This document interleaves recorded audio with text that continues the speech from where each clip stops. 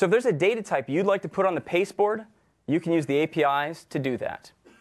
And the Cocoa Touch controls have support for copy-paste built in. So if you're using the built-in Cocoa Touch controls, depending how you use them, adding cut, copy, paste to your application will either be no work at all or very minimal work. Cut, copy, paste.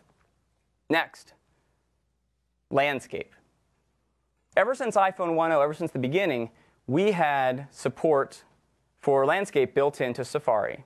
We used the accelerometer, and so when you just moved it from portrait to landscape, we automatically relayed out the page in landscape. This is great for reading some stories on the web. A number of our users also love the fact that if they wanted to enter text into the web, they could use that big widescreen landscape keyboard we had.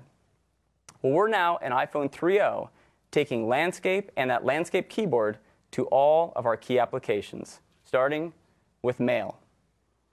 So now in iPhone 3.0, when you rotate from portrait to landscape, Mail automatically relays out in landscape.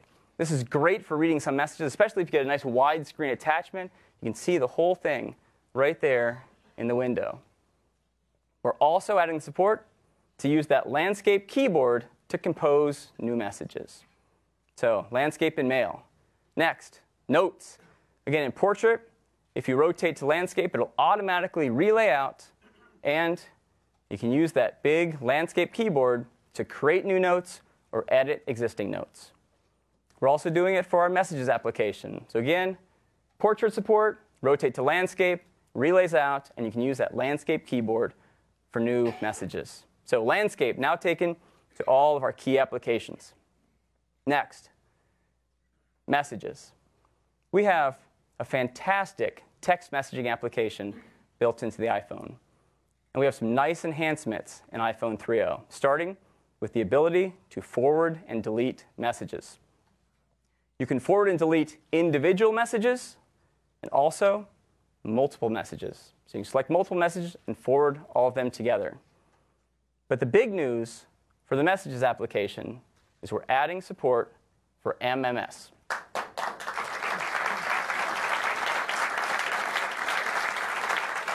So this is support for multimedia. You can now send and receive photos right over the cell network. You can send and receive contacts. We use the vCard standard here. So when you receive a vCard, you can automatically add it to your contact list. Send and receive audio files. And you can listen to those audio files right inside the application. And you can even send and receive locations. So you can go to the Maps application. Let's say you're going to meet someone at a location, or someone's coming from out of town. You want to send them directions to the hotel. You can send them that location right from Maps.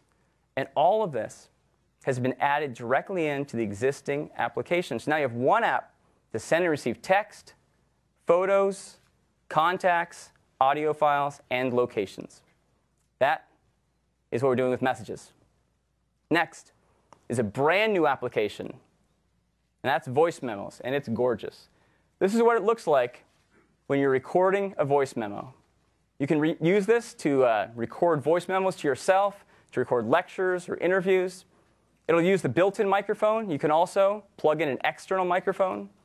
Once you've recorded it, you can edit that by trimming the memo, and then you can share it, either by sending it over email, or you can send it over MMS. So voice memos built in to the home screen with iPhone 3.0. Next, Calendar. In iPhone 1.0, we supported personal calendars. So you could create appointments for yourself, meetings, and it's synchronized between your phone and your Mac or PC using iTunes. Last year, in iPhone 2.0, we added support for Exchange. And this was always up to date because we synchronized over the air using ActiveSync. So your calendar was always up to date. And we actually allowed you to either view your personal calendars or your Exchange calendars, or you could combine them on one calendar application. This year, we're adding support for 2 additional calendar types. The first is CalDAV. So CalDAV is a calendaring standard that's supported by Yahoo, by Google, by Oracle, by macOS 10 Server, and a lot of others. And it's great for shared calendars. So you could have like a shared family calendar where everyone in the family has access to it and sees the changes that anyone else makes. So CalDAV. And next is support for subscriptions. So this is the ICS format. It allows you to subscribe to things like your favorite sports team schedule or movie premieres or national holidays. So some really nice additions to the calendar application. Next is stocks. We have some nice additions here to stocks. This is what our stocks application looks like today. We're adding support for news stories, headlines, right at the bottom of the application. We're also adding support for details right in here, so you can see highs and lows, PEs, and even market cap right here in the app. We've also added a landscape view, so when you turn it to landscape, you get this nice big chart. If you put one finger down, you can see the stock price at that point in time. And if you put two fingers down, you can see the delta between those 2 points. So some nice additions to the stocks application. Next is search. Last year with iPhone 2.0, we added support for search into the contacts application. And our customers told us they love this, the ability to quickly search across all their contacts and find what they're looking for. Well, this year, we're adding search to all of our key applications, starting with mail. In iPhone 3.0, you'll be able to search messages from someone, to someone, search subjects, and search all headers.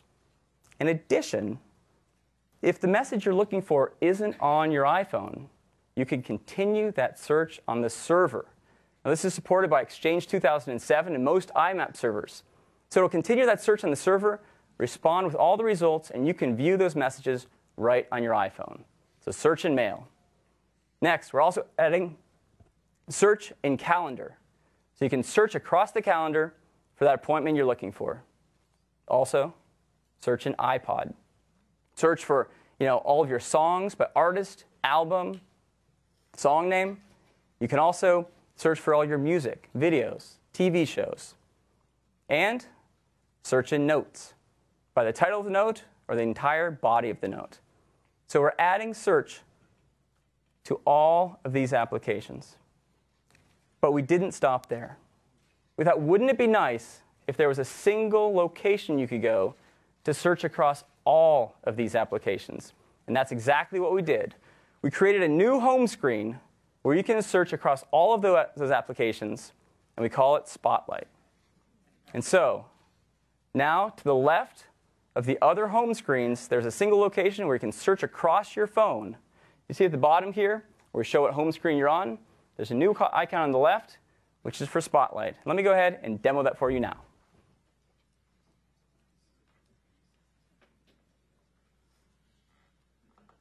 So here we are on our home screen. I'll just flick to the left, and that is Spotlight.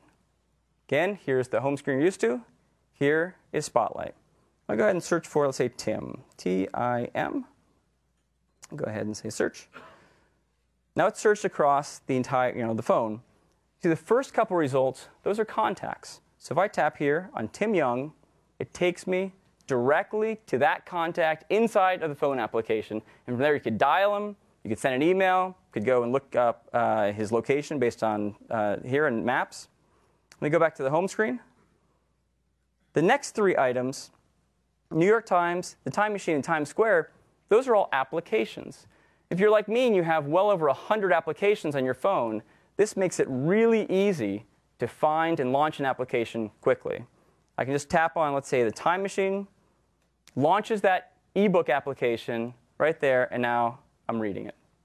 Let's go back to the home screen and to Time Machine. The next three items, that's searching my entire music library, the iPod library. So I'll tap on Take 5. That's on the Time Out album, so it matches TIM. And again, just starts playing. So it's that easy. If you want to play some music, go right to Spotlight, search for what you're looking for, and play it. Back here in Spotlight, you can see the next one. It found a note that had TIM in it. It found 2 email messages. Again, I could jump right to those. And even a calendar appointment. And that is right next to your home screen, a brand new home screen to search across your phone.